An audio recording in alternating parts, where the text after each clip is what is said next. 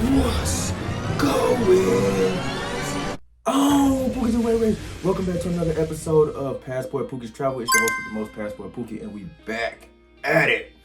Alright, so yes, man, I do believe I am a good-looking guy. I do, especially when I'm working. I ain't been to the gym in a month, so I probably look a little flimsy, but nonetheless, man, I feel like I'm a good-looking dude. I do get a lot of attention when I travel around. I never really found it hard to meet women when I do travel, but there are some places where I did have, this is me humbling myself, I did have, to put in some work, man. I had to put in some work. There were some places that I was actually out-chatted, man. I think I'm a chat.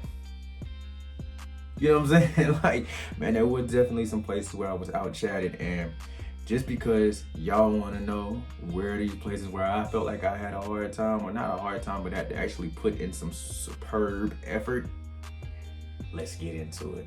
Place number one, and I spoke on this plenty of times, Ethiopia, bro. Ethiopia was not one of the places where I was just like, man, every time I turned around it was somebody, hey, how are you? You look really nice, or hey, or just getting stares or getting smiles or waves or whatever it may be. Ethiopia, now I did get stared at. I did get complimented, but I also got turned down. I had to go out there and see if it was like what guys said it was. I mentioned before, everybody kept asking me, was I a Bisha, or was my parents a Bisha, or was I from Ethiopia, or why was I talking like an American, and this, that, and the third. And it kind of got annoying. So when people started asking after a while, I was just like, yeah, I am. Oh, okay, well, why don't you speak Amharic? I'm like, I grew up in America. I don't know it. Blah blah blah blah blah. Just to make shit short and sweet. When you fit in, you don't stand out. So a lot of the times I seen that there was other good looking guys there. So it was like it wasn't just a simple fact that, hey man, this guy got a different swag, because there was guys over there who dressed like Americans. I would say like, our culture, hip hop type vibes. You seen guys with 2-strand twists. You saw guys with braids. You saw guys with the curly fro, the nappy fro. You saw guys with the drop fade. You saw, it was just, a lot of them guys look like something that you would see in the States, bro. You know what I'm saying? So it was time I had to compete. And Ethiopia, men respect their women, and they don't want their women dealing with foreigners. So a lot of the times, man, if I was with a group of guys and they look like foreigners, man, the Ethiopian dudes would come over there and start whispering in the girl's ear, like, what you doing with these foreigners and stuff like that. Or they will get stares and stuff like that. It was definitely a place where I felt like I got out-chatted.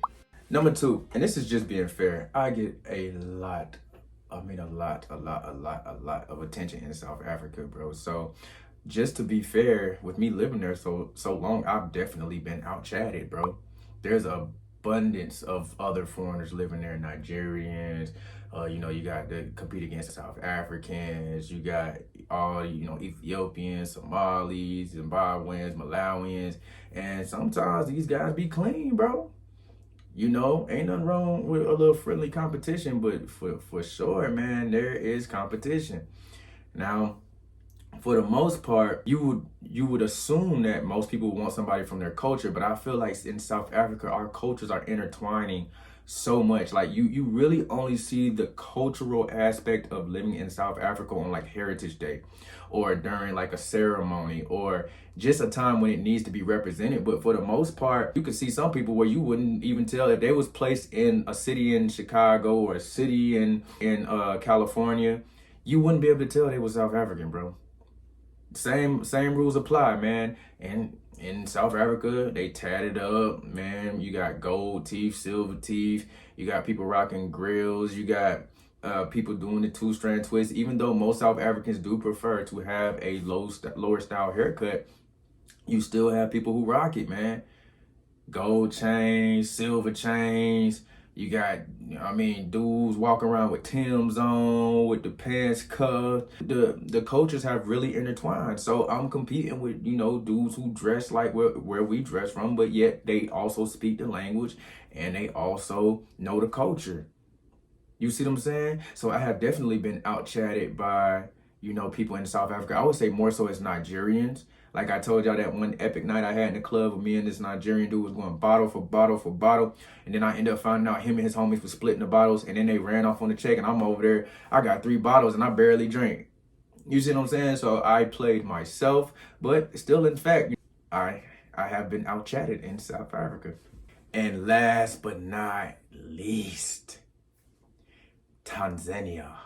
I always say it wrong. When I say Tanzania, like the captions always transferred into some Tunisia or something. So Tanzania is how the locals say it.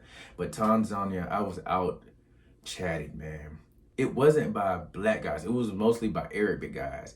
And the crazy part is that it seemed like the black women would jump on them, bro. Like they would go crazy for an Arabic guy because they know them dudes was bringing that cash with them, and then they big trickers over there, bro. But I'm talking about, man, it kind of felt disheartening in the way of you'll see a black woman go climb all over this Arabic dude who treat her below par, bro. Like let's just keep it G, bro. It was like there's that savior complex, a strong, very strong white savior complex in that country. Even though I love that country a lot, man, I seen it, with the whites, the Asians, and the Arabics, bro. If a woman has an opportunity to choose one of them over you, most of the time she will most definitely, whether they, attractive or not. But then, you got some that want to be with a black guy. It's just, times is hard and people got to do what they got to do. But I felt like I was out-chatted, not so much by white and Chinese guys, but those Arabic dudes, man, over in Tanzania, they love those guys, man. And I was definitely out-chatted by a nigga that looked like Aladdin. You know what I'm saying? I guess I was fucking a boo or something. I don't know. But for the most part, I was out-chatted in Tanzania. And I was like, you know what? I will never be out-chatted again. So I spent most days in the gym. Nights.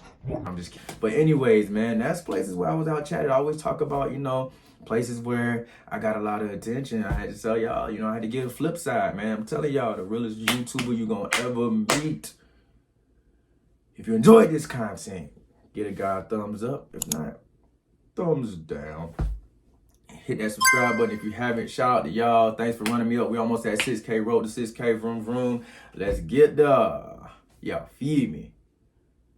It get cold in these streets. Bundle up.